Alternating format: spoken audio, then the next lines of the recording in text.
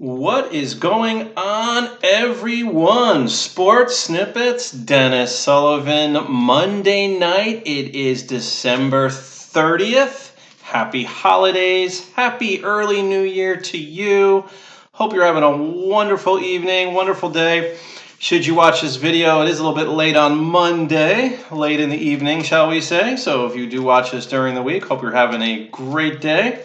Here to discuss the finale of the Miami Dolphins season, which we will get to in just a moment here, and we'll go to the snippets board. Of course, if you do like the content of this video, please don't forget to like and subscribe. Feel free to comment below as well, and go ahead and ring the bell if you'd like to as well for future videos. Now, everyone, well, at first I received one gift from, as far as Miami Dolphins goes, a holiday gift, shall we say. And let me share that with you here. Over the holidays, I got this wonderful TD. Check that out, guys, huh? Right, here we go. It's a bobblehead there. There you go. It's a bobblehead. Check it out, guys. Not bad, right? Not bad at all. Can see the cool helmet he's got. Nice, nice, nice. So that was my wonderful holiday gift I wanted to share with you that I got as far as the Miami Dolphins go, and very much appreciated that gift. The other, see, I'm setting you up for something. You didn't know that, did you? You thought I was just here to talk about my wonderful holiday gift, which, as a matter of fact, I'm very happy that I did get, and extremely excited that I got that, you know. But my other holiday gift was something we're about to discuss right now, and you guessed it, that 27-24 Sunday afternoon victory by the Miami Dolphins. And not only was it in New England, but as we all know by now, it means that New England Patriots, as a matter of fact, point number 2, we don't want to jump ahead right off the bat, but there will be no bye week for the New England Patriots this season. As a matter of fact, I just found out this will be the first time that the Patriots are playing in the first round of the postseason since 2009, everyone. So I found that to be very interesting. It was such a great game to watch. Let's discuss item number 1, everyone, as we get started. Can you believe the Miami Dolphins are 5-4, would finish the season 5-4 in their last 9 games? Okay, I take you back to that Monday Night Football game, the only game we played on Monday night. Typical Dolphins, where we played well. Remember that whole beginning of the year, horrible week after week series of events we'd see where the Dolphins would play well in the first half and come out and play absolutely atrocious in the second half. Well, in that particular game, we lost 27-14 to the Pittsburgh Steelers. Wasn't the worst game of the season for us, especially in comparison to those first games where we just got destroyed. Got destroyed by the Ravens. Got destroyed by the Patriots the first time, 43-0. Got destroyed by the Cowboys, as you recall, in Dallas. So when we go back to that game, okay, we looked at it as a little bit of an improvement. Dolphins lose 27-14. Would you believe that since that game, and I invite you to look this up, the Miami Dolphins, since that Monday night game, that loss against the Steelers, would finish the season 5-4. Otherwise known as 5 wins and 4 losses. Who in the world would have guessed or even thought in their wildest dreams that this would happen for the Miami Dolphins in the second half of the season, plus a game technically? And 2 of those 5 wins against playoff teams in the Philadelphia Eagles, and of course in our final game against the New England Patriots. So, guys, I mean, I couldn't be happier, and I certainly hope Dolphins out there are extremely happy, extremely satisfied with the way that this season ended. Let's get into the breakdown of the game. Of course, there will be no bye, guys, as we know, for New England, as already stated. We just want to kind of say that a couple times, right? It kind of feels good that New England will not have a bye. They got to play on over the weekend. They got to play a decent, pretty good team in Tennessee. Of course, the Patriots at home, they're going to be favored to win that game. I mean, let's be honest. I would be surprised if they lost, but Derrick Henry's a really good running back, and Tennessee's a little bit underrated there, but without question, Patriots favored in that game. So let's get into the breakdown. We'll get into item 3 in a second. Of course, the Fitzpatrick factor, or Fitz, as I put on the board there. For the Dolphins, yes, Ryan Fitzpatrick would lead the way. He would go 28 out of 41, throwing the football, 320 yards with a touchdown. Another game where we would see little to no turnovers for Ryan Fitzpatrick and the Dolphins. He would throw for a touchdown, would not be intercepted. The Dolphins had 0 turnovers in this game. We did not turn the ball over.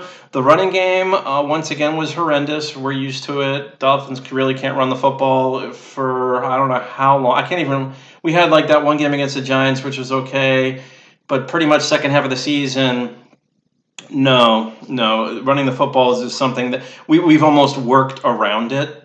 Like it's like we know we're not going to run. We just run to keep everyone honest on the defensive side of the ball. Patrick Laird had 11 carries, 21 yards. Samaje Perine, who we just picked up, 5 carries, not that bad. I mean, 5 carries, 16 yards. Miami Dolphin 2019 rushing leader Ryan Fitzpatrick. That's right, Ryan Fitzpatrick, rushing leader, Miami Dolphins, would finish with 15 yards gained on 5 carries and a touchdown. Receiving side of things, Devante was amazing again. Devante Parker, 8 receptions, 137 yards. He was targeted 11 times, okay? I mean, it's just, and I hear from time to time about Devante and, Fitzpatrick throws him the 50-50 balls every now and then, and how Devante has really benefited from playing with Ryan Fitzpatrick as opposed to Tannehill. I agree with that to a certain point. I understand the 50-50 part of things, and the fact that Fitzpatrick, he just likes to throw it down the field, takes chances and things of that nature. And we give Ryan Fitzpatrick plenty of credit, and I am double checking here. Yeah, he was targeted 11 times. Wow. But here's the thing, guys. Ever since the injury to Preston Williams,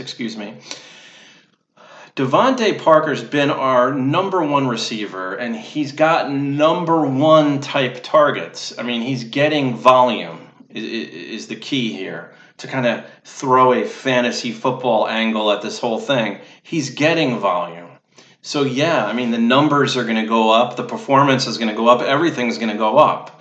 So had Tannehill targeted Devante as much as he's getting targeted now in the second half, or especially last 6 or so weeks of the season, I'm pretty sure that Devante Parker would have put up similar numbers. I mean, okay, we could say maybe it'd be a little bit lower, but I don't think it's going to be that much of a difference. I just wanted to touch base on that. Share how you feel about that topic below if you'd like, and you'd like to comment. Feel free to do so. As always, Albert Wilson, 5 catches, 59 yards. Isaiah Ford looked good again, 7 catches, 54 yards for Isaiah. Patrick Laird out of the backfield. He has been a good receiver out of the backfield. 4 catches for 48 yards. The one and only Mike Gesicki was quiet throughout the game. Boom, 24 seconds left. Game winner, touchdown to Gesicki. Would finish with a modest 34 yards receiving on 4 catches, but he did have the clutch game-winning touchdown pretty much as time was about to expire. 24 seconds left. I mean, that's a New England move right there. New England, when New England wins 27-24, that's what they do. They score a touchdown with 20 some odd seconds left. All right, so phenomenal. Nice way. I liked how Fitzpatrick spread around the ball. You know, he had, let's see here. You're looking at 1, 2, 3, 5 guys at 4 catches or more. I like it. I like that a lot. I like how we distributed the ball, and there was some good, some nice, nice depth shown in our passing game. That's one area we don't really, in my humble opinion, we really don't need much in terms of a draft and things like that. Especially Preston Williams comes back. As a matter of fact, we even have depth at that position. And when I say depth, I don't just mean guys that are okay. And I also don't mean guys that are all great either, but we're a pretty good... Miami Dolphins have a pretty good receiving core, I would say. It's not great again, but it's certainly not a weakness, that's for sure. Tom Brady, 16 out of 29 for 221 yards. He would throw 2 touchdowns, and he would have 1 interception. That was the pick 6. Fitzpatrick was sacked twice, going back to our passing attack, and Brady was sacked once. So, I mean, we only lose the sack battle by 1. I will take that, especially against a team like New England.